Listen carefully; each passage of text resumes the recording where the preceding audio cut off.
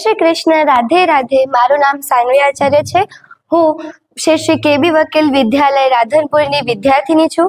અત્યારે હું અહીંયા છું તો એના માટે હું મારા માતા પિતા સર્વે પરિવારજનો, શાળાના મારા માનનીય આચાર્યશ્રી, સુપરવાઇઝર સર અને દરેક ગુરુજનોને મારું પહેલા આભાર માનીશ।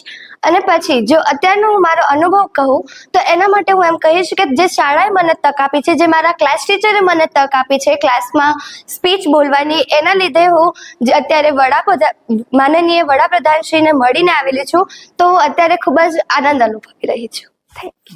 અમે લોકોએ ડીજે પાર્ટી પણ કરી હતી કે જ્યાં દરેક રાજ્યના લોકોએ પોતપોતાનો કલ્ચરલ ડાન્સ કર્યો હતો અને એ જોઈને મને સાચે લાગ્યું કે ભારત યુનિટી ઇન ડાયવર્સિટીનો એક જીવતો જાગતો દાખલો છે।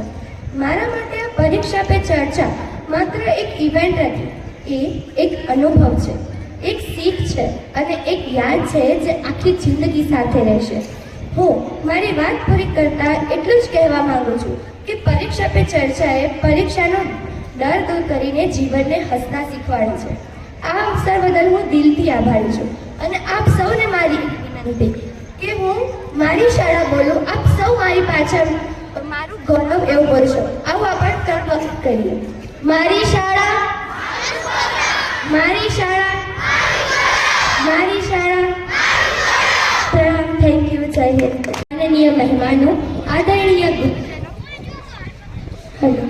અને મારા પ્રિય મિત્રો, પરમ કૃપાળુ ગુરુ મહારાજની કૃપા, મમ્મી પપ્પા અને પરિવારના આશીર્વાદ, મારા ક્લાસ ટીચર તથા કેબી વકીલ હાઈસ્કૂલના સમગ્ર સ્ટાફ મિત્રો અને આચાર્યશ્રીના માર્ગદર્શન અને આપણા રાધનપુર કેળવણી મંડળ મુંબઈની સતત પ્રેરણાથી આજે અહીં આપ સૌ સામે ઊભા રહીને મારા પરીક્ષા પે ચર્ચાના અનુભવ વિશે વાત કરવી એ મારા માટે ખૂબ ગર્વની વાત છે। મને જણાવતા ખૂબ આનંદ થાય છે કે સંપૂર્ણ ગુજરાત રાજ્યમાંથી માત્ર એક જ પ્રતિનિધિ તરીકે મારી પસંદગી થઈ હતી। આ ક્ષણ મારા માટે સપનાની જેમ હતી, પણ સાથે થોડી ગભરાહટ પણ હતી, કારણ કે મારે દિલ્હી એકલીએ જ જવાનું હતું। પણ પ્રભુની કૃપાથી અને સંસ્થાની વ્યવસ્થાથી એક મેમ મારી સાથે હતા અને હું દિલથી કહેવા માંગુ છું તેમણે મારું ખૂબ જ ધ્યાન રાખ્યું છે। એ હતા ડૉક્ટર પ્રસિદ્ધિ વ્યાસ મેમ। તેમણે મને માત્ર સહભાગી તરીકે જ નહીં, પોતાની દીકરી જેવી રીતે સંભાળ રાખી હતી અને સાચું કહું તો મમ્મી પપ્પાની ચિંતા ત્યાં જ પૂરી થઈ ગઈ હતી। આજે આ મંચ પર હું તેમને દિલથી થેન્ક યુ કહેવા માંગુ છું। દિલ્હી પહોંચ્યા પછી અમારા અનુભવો એક પછી એક યાદગાર બનતા ગયા। અમે લોકો કુતુબ મિનાર જોવા ગયા, જ્યાં ઊભા રહીને લાગ્યું કે ઇતિહાસ પણ આપણને કંઈક કહેવા માંગે છે। પછી અમારી પ્રેક્ટિસ સેશન શરૂ થઈ, જેમાં અમે લોકોએ લાફ્ટર યોગા કર્યું અને સાચું કહું તો પહેલાંથી જ આવડતું હતું, પણ ત્યાં જઈને ખબર પડી કે હસવામાં પણ એક વિજ્ઞાન છે। આ દરમિયાન ઘણા શૂટ્સ થયા, ઘણા બધા બાઇટ્સ પણ લીધા અમારા। કેમેરા સામે બોલવાથી તો એક અલગ જ કોન્ફિડન્સ આવી જતો।